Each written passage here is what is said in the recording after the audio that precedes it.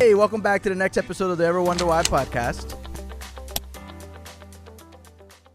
Hey, welcome back, Jordan. I'm really excited to jump in with you. Today's kind of like a part 2 for our listening and watching audience on singleness in the church. Like a lot of times singles find it really hard to integrate into the life of the church. You guys feel a little marginalized, misunderstood. I couldn't help but be intrigued by the conversation you had with Matt and Jesus on part 1. Kind of felt left out of that. Wanted to jump back in with you. I think for myself as a pastor, I got a lot of questions. I mean, I'll throw out some that we're not going to answer right now this second. I know we'll jump into it, but like, how does the church better understand singleness in our context? How do pastors, church leaders, ministries come alongside singles in our church?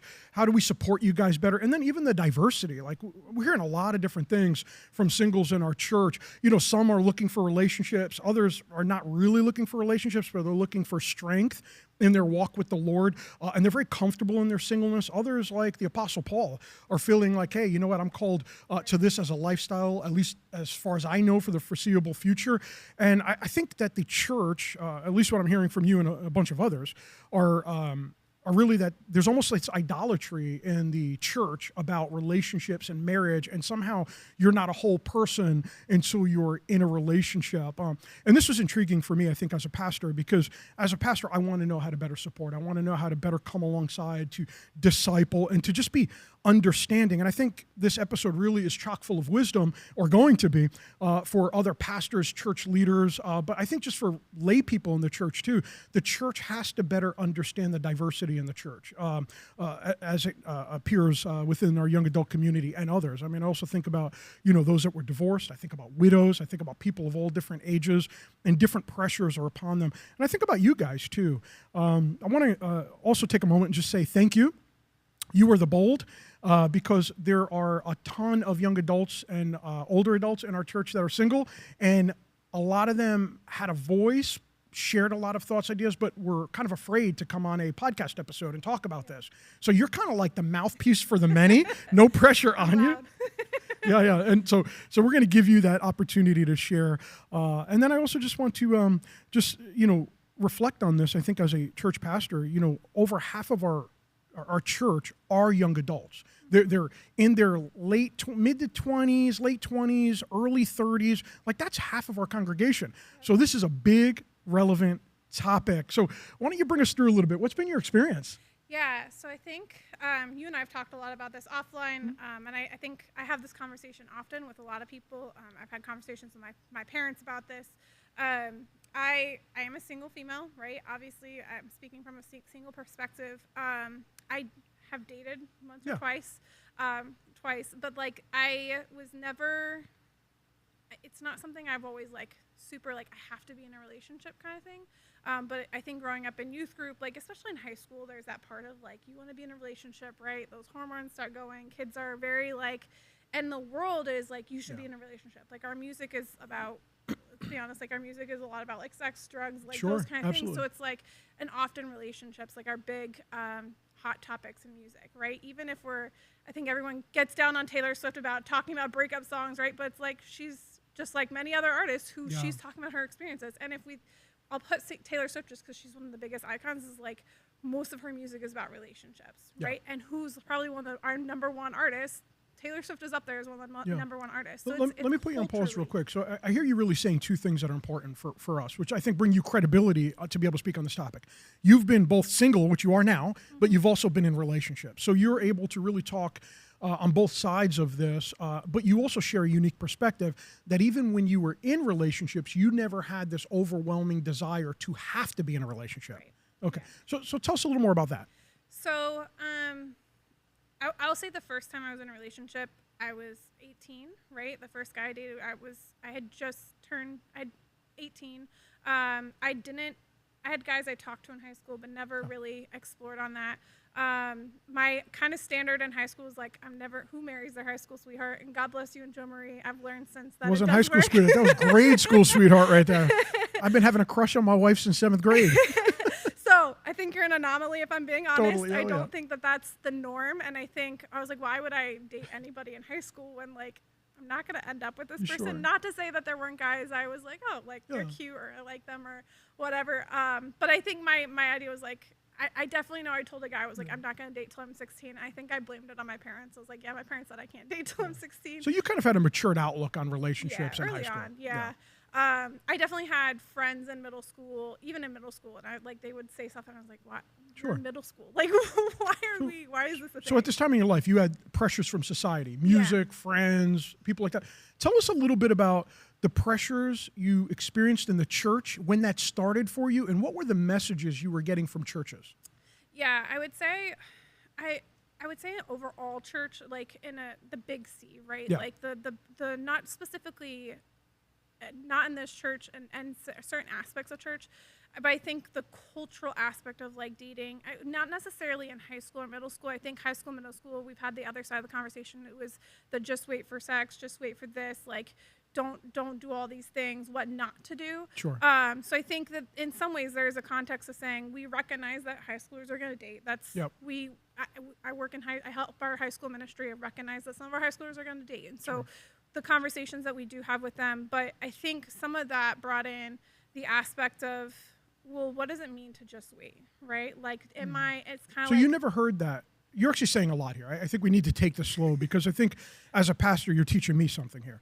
So growing up, you're in church, and the depth of education you receive biblically or emotionally or interpersonally on relationships is don't have sex, just abstinence, never really the why, never exploring the natural human need for relationships. There wasn't that other education that would have been helpful to you. Is that what you're saying? Yeah, I think number one, saying, hey, like I kind of have said this, I said this the last time, I don't like the just wait language because it's almost a promise, right? Like when you say wait, if I hear wait, that tells me, hey, eventually you're going to have something like that, versus saying, hey, this is for this, right? I think we have to change the way we say that, because when you start saying just wait, now you start getting people, and I remember reading tons of relationship books at the end of high school, going into college, and it was, when you do this, you'll find your man, or like as even from a Christian books. And it was I think crazy. What's bothering me as I'm hearing you is this, I don't know, I think you cued something. Like, we all agree, we know the biblical standard. Sex is reserved for marriage between a man and a woman, right? We know that, but that's the depth of education you get. That's the promise of a relationship they're waiting for. But here's the part that's bothering me. Where's all the discipleship about, you know what, these needs you have for companionship are normal. This is what the Bible says, not about sex, but let's talk about companionship. Yeah. How might you also be able to meet companionship outside of a romantic relationship? I mean, let's be honest. You shouldn't really be in a deep romantic relationship at 16. You're going to get in trouble, right? And that's what I think is kind of influencing most churches' approach. Yeah. But I think what bothers me is that you never received a lot of thoughtful education, discipleship on companionship, how to meet that need socially, how to meet it within the confines of appropriate relationships, what it might look like carrying your cross as a 16, 17-year-old girl, you know, choosing abstinence, singleness. And I think what's bothering me hearing you is this idea of relationships, like the church hyper-focuses on abstinence, like all we're doing is trying to keep people from sin. But what if discipleship was much more than just keeping them from sin, but helping them to have a healthy spiritual walk relationally?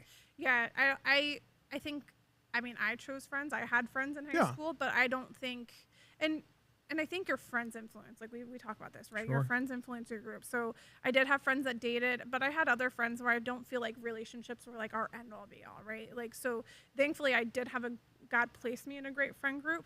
But yeah, I don't remember having, and I'm going to say I don't remember because maybe somebody talked about it and I tuned out because I was a high school student, but I don't remember there being, the constant conversation was abstinence, not necessarily about companionship. I think that says a lot. Whether they spoke about it or not, it wasn't enough to solidify in your mind and your heart and your spirit, but what did solidify is this other kind of message that was so limited in scope and it lacked discipleship. Yeah. Yeah, and I think that was such a big thing. And I remember, like, even, I said at 19, like, I remember telling friends before and after my first relationship, like, if your whole focus is about being in a relationship instead of on what God has for you, like, what are you worshiping? Like, if you desire to be in a relationship more than you desire what God has for you, what's your focus? Where's that comment coming from for you, though? Do you believe that the church, with the big C, of course, so I think for those that are joining this conversation online or podcast, just I guess when we say the church, we mean the big C, just for our context. So are you feeling that the church idolizes marriage and relationships? I think the world does. Like, world and I does, think, okay. and when you come from a youth group context, like that comes in a lot because you're dealing with kids who are in a high school. And I was homeschooled, to be very clear. So like this was still in a youth group homeschooled context. And I wasn't sheltered. Like I had many different things. Sure. When I was 16, I was lifeguarding at the YMCA, and I remember my friends, like, completely different world, right? Like, and they would come in and try to tell me all about their sex life or whatever, which was crazy at 16, because I was like, hang on, wait, what do you mean? So it wasn't just pressure from the church. I think there was pressure from even coworkers at my age. I was working at a very young age. But was the church giving a different message other than abstinence, or were they still idolizing relationships and marriage and things of the sort?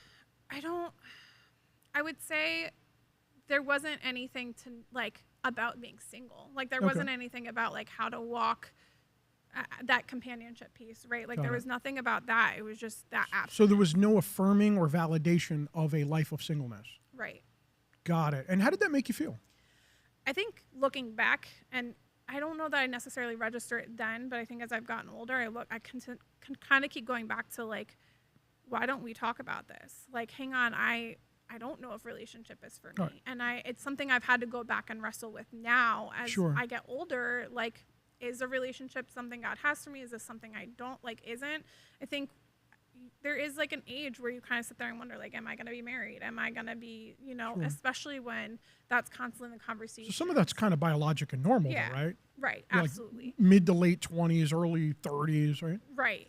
So I think like there was, and I have siblings, both my siblings are married. So like I'm of my generation, I'm the only one that's not married in my family. So it's a very, like there is a part where you get to like, is this something that am I going to be married? I'm not, am I staying single? Or like. Can I pause you real quick? You said we have to talk about this. Why do we have to talk about this? Why is this an important conversation? I think because we have to recognize that some people aren't there, right? Some people aren't called.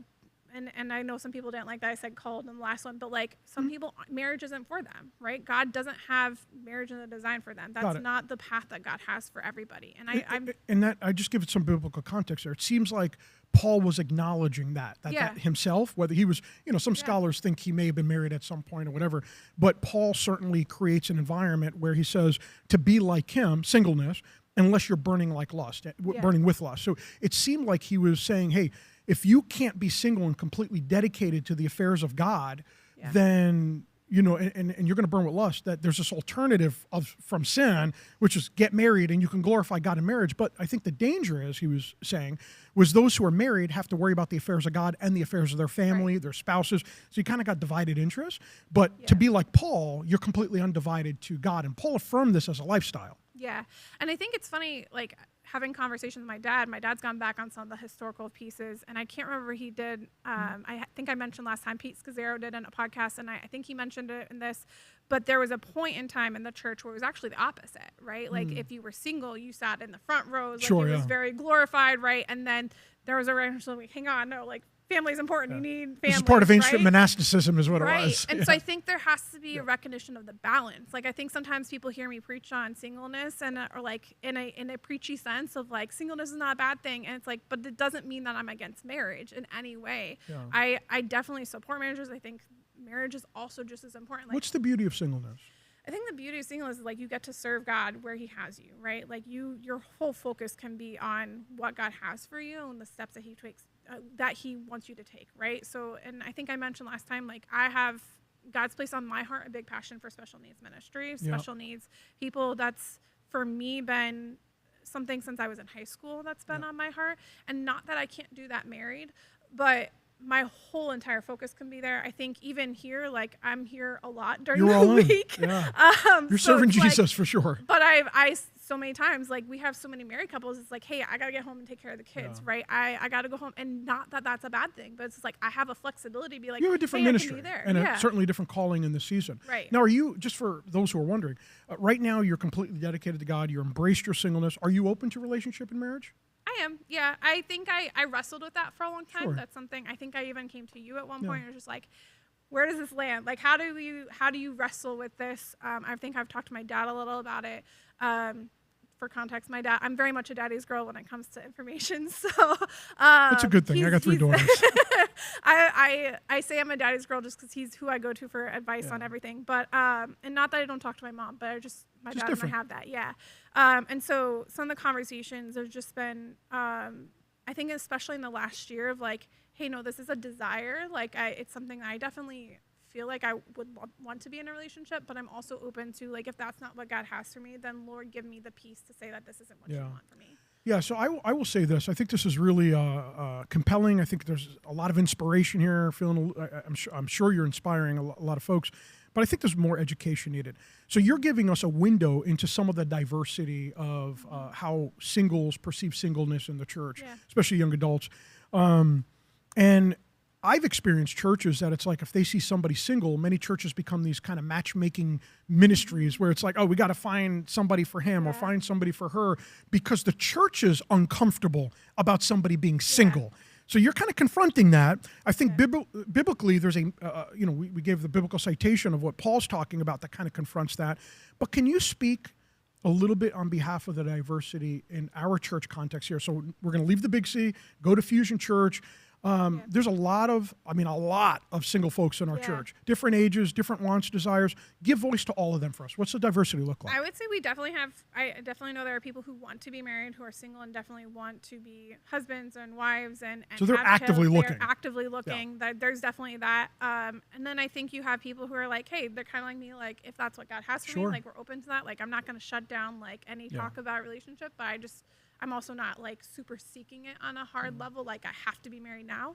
And then I think you have people who know that they're called to singleness, right? And that and again, whether you want to use the word calling or not is up to you, but who know that singleness is what God has for them, like, right? Like they're all in for God. Their full focus is here, and that a spouse isn't what is in the cards for them, right? And that's okay.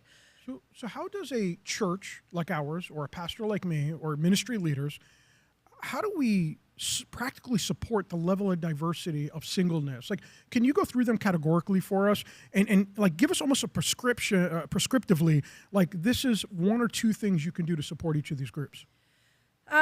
So I would say I'll start with the kind of the harder one, right? Those that are called to that stay single, they know that they're going to stay single. They know they're not marriage, that's okay, right? That asking them where they want to be involved, how can we pray for you, making sure that they have other people who can still be community for them. That doesn't necessarily mean marriage. You're not setting them up, but I can think of a few people, even in our small group, or our Bible study, that's like, they're single, they're older, they've been walking that for a while, and we check in on each other. We have, we still have relationship, because I still think relationship is important. I still think community is important. We're still made for relationship. So I think that's still an important part. So I'm going to be a jerk here, and I want to go through a little bit of sensitivity training. So what we should not say, have you ever heard the comment like, oh, we'll pray you find somebody? Yeah, I definitely heard that. So does church say that? To somebody who's walking in their singleness and embracing it? I think for somebody who's embracing it, no. Like I think letting them, like I'd say, like how can I pray for you? What do you need prayer for? Do you need prayer for community? Do you need prayer for just wherever you are and why? Like what do you need prayer for? So what about saying, hey, one day you're going to find somebody? No. How does that make you feel when you hear stuff like that? I've heard that. And even when I was wrestling with, like, do I even want a relationship? Do I even want to be married? I wrestled with that. And it would get very defensive, if I'm being honest. Like, I would get very, like, hang on. Like, don't tell me I'm going to this. Like, don't tell me that I have to. So we know the words. What were you actually hearing? What's the feeling that you actually receive? That I'm not adequate. Okay. Yeah. Like, I think it's, I had one person in particular who was like, well, when you get married, like, for context, I hate cooking. So the context of this, we were talking about cooking, and they're like, well, what about when you find a husband? And I'm like, first off, that's an if. That's like, that's a very much if. Like, I'm not in any relationship, and I don't know if that's what God has for me. And I was like, and if God has that for me, then he's going to know that. But it was like, well, you have to like these things. Like, even in a woman sense, right? Like a role as a female, like you have to do cooking. So it kind of minimizes where you're at, yeah. Right? It sends the message of inadequacy, yeah. And that something's wrong with your lifestyle. Right. So it's kind of judgy in that sense. Yeah. Okay. So that's how we could support you. Sensitivity training, church, we got to learn that. What would be the next kind of groups? I think the next group is your probably more like me, where you're not sure. And I think still being aware, like, you don't have to. We're not, again, like, when are you going to get married? Are you looking for someone? I'm going to set you up. I think it's just, how can I pray for you? What do you need prayer for? Again, that community. Sounds like that's the common thread. Yeah. I would say for those two groups, keeping it kind of the same, right? Like, you're not forcing, like, you're letting God, like, let God direct them, right? Like, unless you're for sure God has a word for them, like, mind your business in a sense. Like, and that sounds mean, but, like, mind your business. No, I get it. I also can see how that can get annoying real quick, right? It's kind of like when you're going through something and somebody keeps asking, are you okay? Are you okay? Are you okay? And you're like, I told you 10,000 times, I'm okay. Stop asking me if I'm okay. Exactly. It's kind of this repetitive, like, people sending you that same message. You'll get somebody, you'll get somebody, you'll get somebody. And you're just like, can you just leave me alone with this? Like, just let it just be me and God. Yeah, exactly. And I think on the third group, those who are praying, intentionally pray for them, right? If they said that they're seeking, how can I pray for you, right? Like, it's still, how can I pray for you? But it's like, hey, what are you looking for? Who are you? But it can still be, how can I pray for you that you can find that? I think what you made me realize on this last group, that those that are actively seeking romance or a partner or companionship, is that this could also be a real contention of pain for them, maybe even for the second group. So we have to be very careful on what we're articulating. I love the standard thread. How can I pray for you? Let them lead us so that we're not saying anything dumb that can trigger pain that we might be unaware of. Yeah. And I think, like, you bring a great point. Like, it can feel very hurtful. He's like, I can think of a number of times where I've been one of the few single people in the room, right? Like, I have a lot of married friends. And there are times during the year, like, you think of Valentine's Day, or you see other things going on. Like, there's definitely seasons for a lot of us that we go through, like, everyone's getting engaged, and it's like, well, when's my turn, right? Like, when do I get a chance? You almost feel left out. Yeah, so what's your point of pain, no matter what group you're actually part of? Right. I think you forget that your value is in God, right? And so it's easy for you to, like, lose track of it's, because it can easily become, well, why am I not good enough for somebody else? It's like, I shouldn't have to be good enough for somebody else. So reflecting over that comment you just made, it could feel like, or maybe you forget the grace of God, that God is the one who defines you, that society sets you up to find your value in relationship.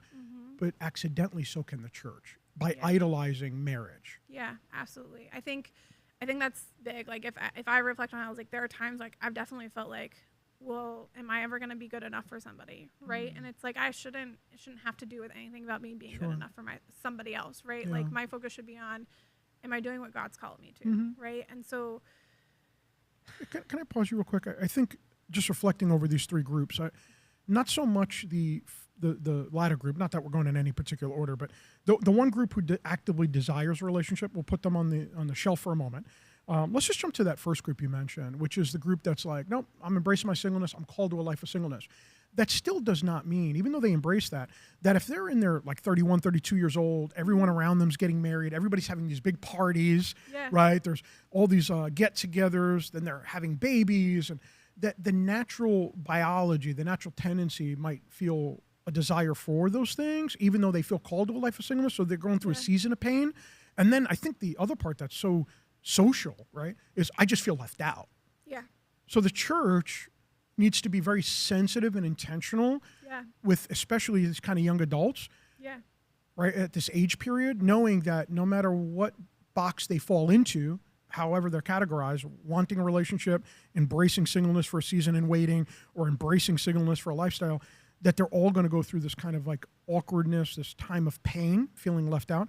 And then I think about, like, widows, 50, 60 years old, being surrounded by friends that are all married. When you're at that age, you got, their friends have young adults, they're going to college, there's all these kind of, like, celebrations, and they're celebrating it with their significant other, and then the widow feels left out. Yeah. So I think the church, pastors, leaders really need to embrace a ministry of, like, sensitivity, really. Yeah, I think even a widows group, I've seen some churches who've done widows groups, which I think are great, because I think there's another level there, right? Yeah.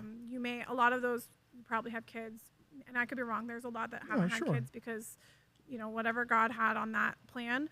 Can I stop you there? I don't mean to interrupt your thought. I love what you just said, and you created even a distinction there.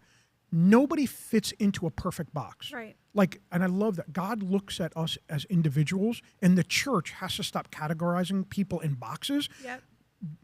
but rather look at them as individuals and say, and ask the question, what are their needs? Yeah, I think about my grandmother. My grandmother, I think I mentioned last time. I don't know why I said December last time, but my grandfather passed away in February. So my grandmother has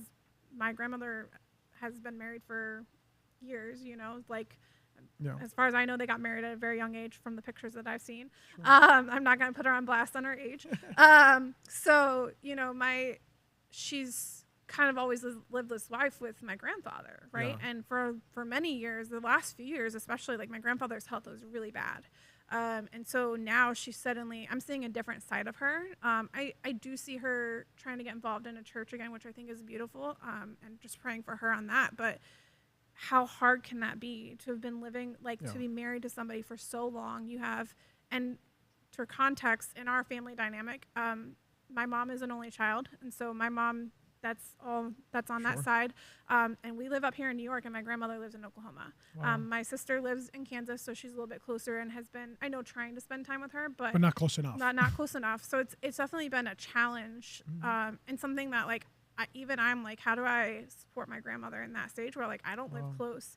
And so how do you, even thinking about those couple individuals, I can think of individuals here in our church that are single, and not just even from a widow, but they're single and there's no family nearby. How do you support them? How do you love on them? How does the church do that?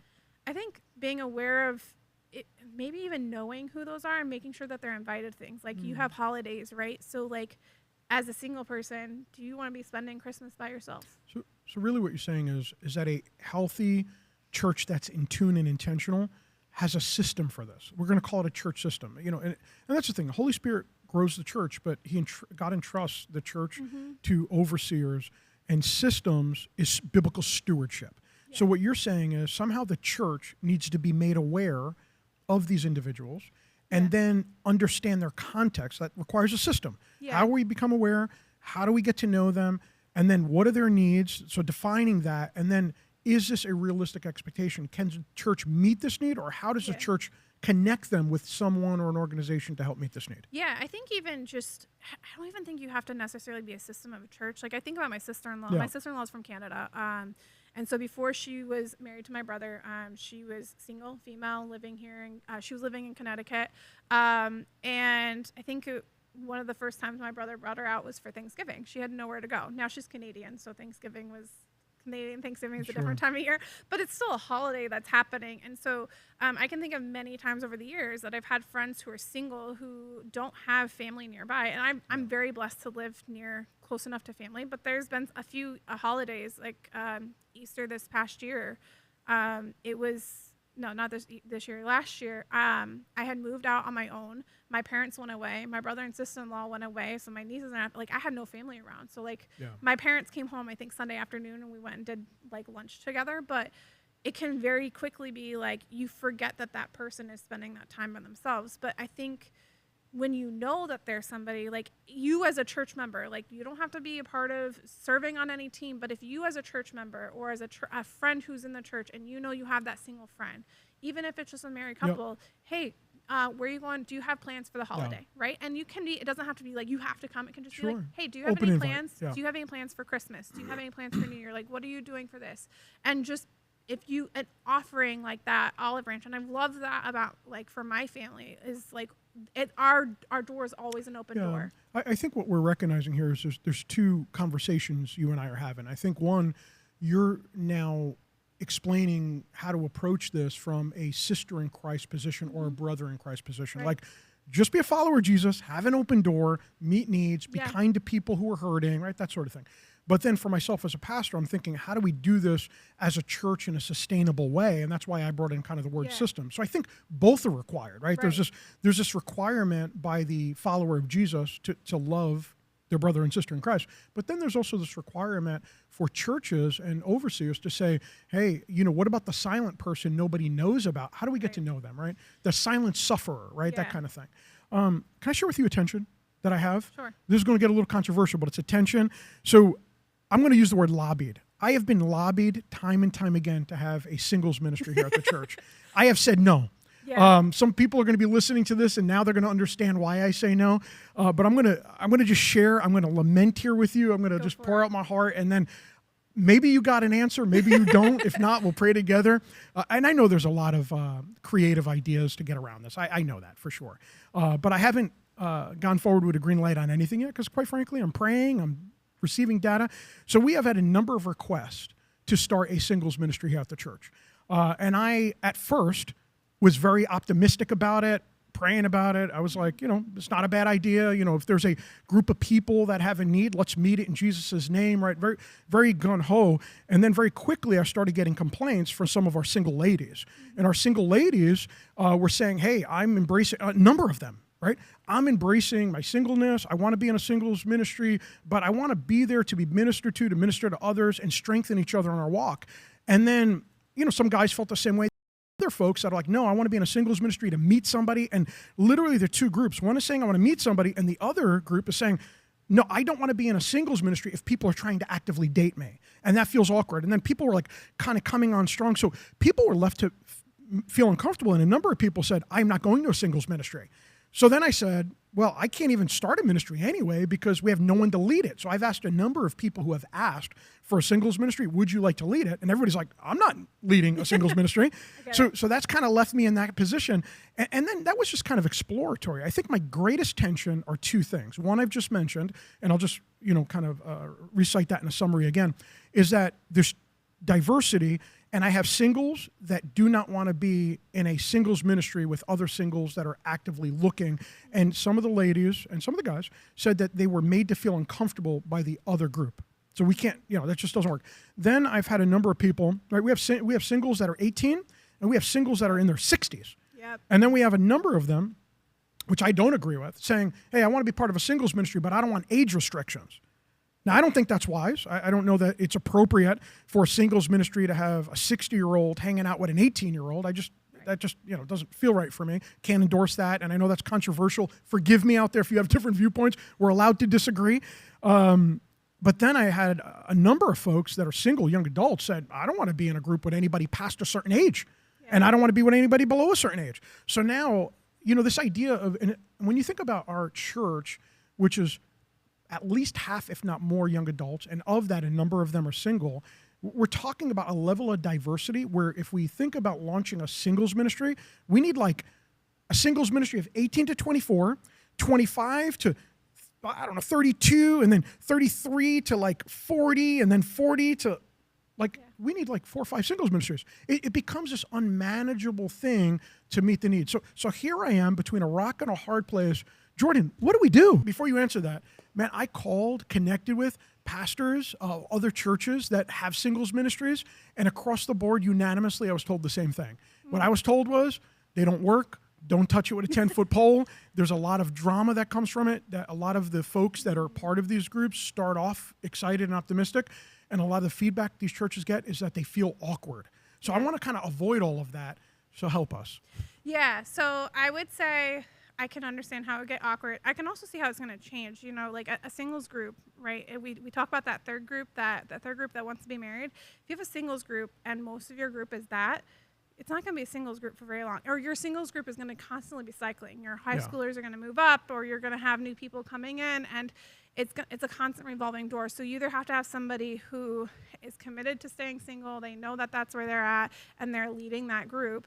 But then you also, like you said, you have that dichotomy of like some people, what's the purpose of an intention of that group? I'm going to be honest, I know you didn't have to say it, but I was one of those people that approached you and was like, hey, I'm not interested in a singles group that's about meeting other people. And I've had conversations with some of our guys in the church and some of the other people in the church, and like I was very vocal within a broader group of us had this discussion many times, and I've expressed that and my concerns and my thoughts on it.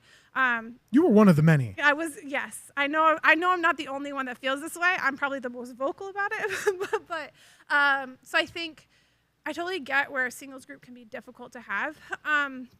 One of the things I think we have, and maybe it's something to talk about on a broader aspect, is not necessarily a singles group, but making sure you have something for all ages and all walks of life. Love right? That. So we have one of the great things that I love about Fusion is our young adults group. Mm-hmm. Like for a church our size and for I would say beyond our churches. I don't know if you have the percentage of what our church young adult age is for our church. We're about 55, 60% young adults in this church. Yeah, which is crazy as far as national. I don't think that's go. normal. No, I don't think not that's.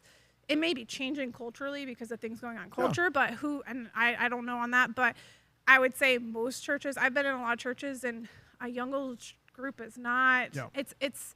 I've definitely been in a church where the young adults group was not talked about. Like, I didn't even know it existed. The only reason I found out was because, like, two other people I was friends with were, like, leading it, and they were talking about leading. I was like, wait, we even have this group? Listen, and I was part of that church. I get 50-something-year-olds that come in for the first time, and they tell me, I feel like I was just in a young adults church.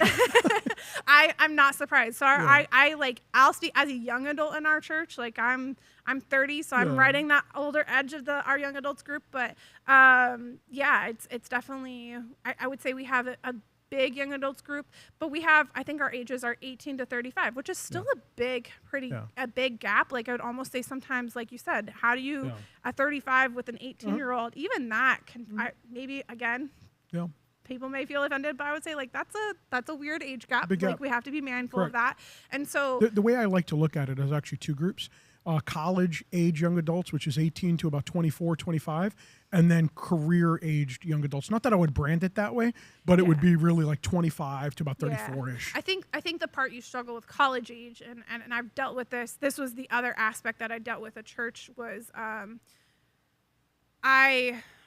was involved in college. I obviously, like I mentioned, I have my master's, so I obviously went through a lot of school. But my brother didn't finish college. You know, like, you have a lot of people who, or even not necessarily, they go to your community college, which has its own stigma and stuff. So, like you said, I don't know branding it as college ages necessarily, but, like, I think how we say is, like, hey, our younger, fresh out of high school, like, early young adults.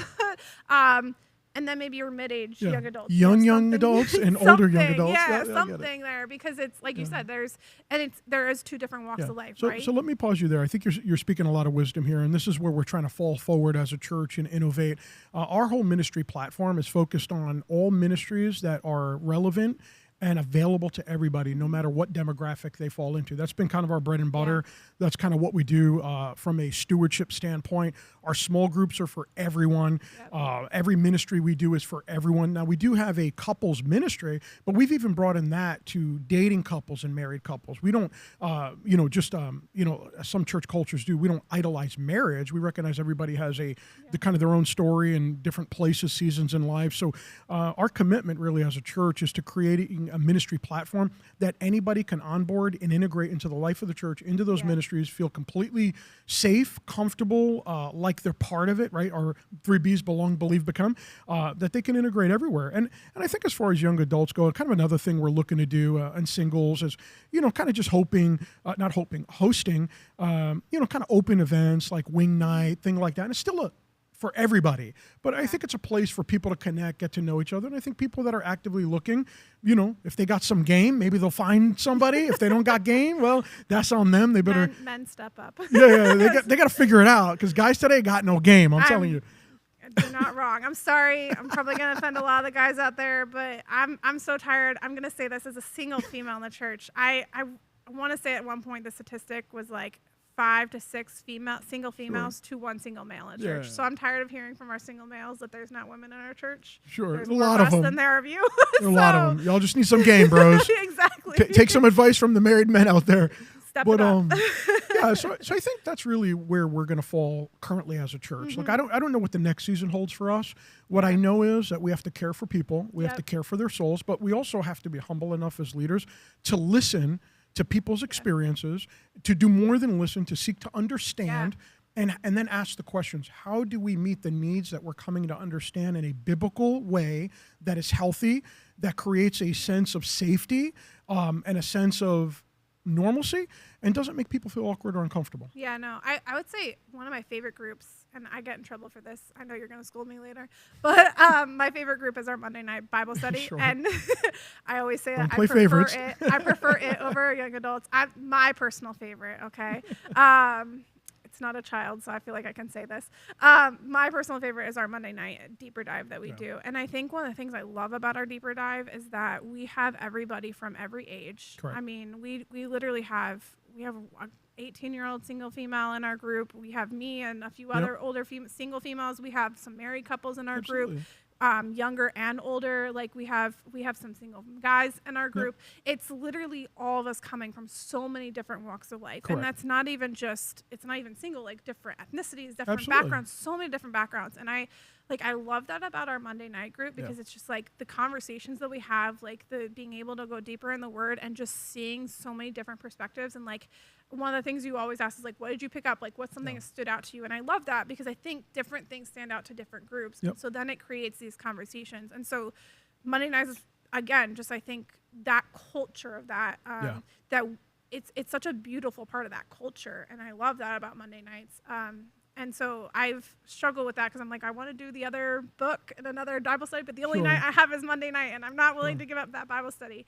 But yeah, I think a Bible study like that, where it's just like you have a door open to, it doesn't matter whether you're married, you're single, or your age, right? It's open for everybody. Any of you can come. Any of you can dive deeper into the Word. And so I think church is having something like that, where it's like, so many times, I know one of the last churches I went to, the groups were like young adults, couples, and like multiple couples, but not like, it wasn't, or families, right? It was like, hey, like, and which often was couples with kids, right? And so it didn't feel like as a single person, I could just join in any group. Like, obviously I'm not joining men's group, and I could join a women's group, or I could join, but young adults is often not one that's mentioned. So I think that young adults piece gets brought into that single conversation because of where we are in life. So what I hear you saying is that you really embrace kind of the approach we've taken from a stewardship perspective, is to create a ministry platform where anyone can onboard and engage, no matter what their demographic is, whether they're single, whether they're dating, whether they're married. Yeah, I agree with that. And I think that's our commitment as a church. But before we wind this down, I just want to thank you. I want to thank you for your vulnerability. I want to thank you for sharing your experiences. I want to thank you for being a mouthpiece for so many, because I think you have an experience and a voice connected to people that maybe don't feel as comfortable speaking up. And I think you did that well. I want to thank you for educating me as a pastor, our church. I think this is super instructive. I think it's really relevant to other leaders and churches out there, but also folks that are just kind of going to church and trying to figure out what's a healthy church, how do they fit in. And I think what you kind of described is look for a church where it's easy to fit in, where they're, of course, Bible believing in a Bible-based church, but that's a given. But a church that their ministry platform doesn't keep people on the outside, but rather it's easy to onboard in. I think the last thing I'll say is, if you are single, and I said this the last time, you also have a commitment, right? If you're going into that church, you can't, I kept myself back from being in a church community. Like, part of that was on me, right? The ownership. So there's a part where as a church, we create an environment and we have to have that. So when those people come in, but if you're single and you're not involved in a church, or you're not involved in some kind of community, that's your first step. Find a church, get involved, and don't just come in on a Sunday morning, scoot in just before service starts, and then scoot out as soon as Sunday starts. Like, we're here till like 2:00 some Sundays. I think we're here a long time sometimes, and you don't have to be here till 2 p.m. with us. We understand. You might Although it's fun. I don't blame them if they want to be. I love that about our community. Somebody sent it in the young adults chat today. It's like the judgment of being here till like 3 p.m. But which we all laughed at, because like we never go home on time. But you don't, if you're just coming in and then you're scooting out and you're not, that's also not part of building community. You have to be vulnerable enough to step out and want to be a part of community. So that's church can offer all those things. If you're coming into Fusion and you're saying there's not something offering, I'm going to look at you like you have 5 heads, and I'm not trying to be judgmental, but it's literally like, I know that there is a group for you, whether you come to Monday nights, whether you come to young adults, there's some way to connect, and there's so many different opportunities. So if you're missing out, part of that is you have to step up into that. And I'm not trying to be judgmental. Maybe you're shy, maybe you have social anxiety. start in a small group, right? Yep. That's the best place to start. That's how I got started here at Fusion, was our young adults. Outside of Sunday morning, it was, I think, the first Sunday I came and asked you, do we have a young adults group? That was the first Sunday I was here. I think I approached you and was like, what do we have? And so you have to be vulnerable to step up into those kind of groups. And as you get integrated into those groups, you're going to meet other people and talk to other people. But you have to be willing to take those steps and be open. As you get to build that community, maybe that community changes, but it can't all be on just the church. While we have a big role, you as a single person also have to take on your own ownership and stepping into community. I can't sit here and blame the whole church when I've been by myself or alone, because I haven't stepped up and said, let me get involved.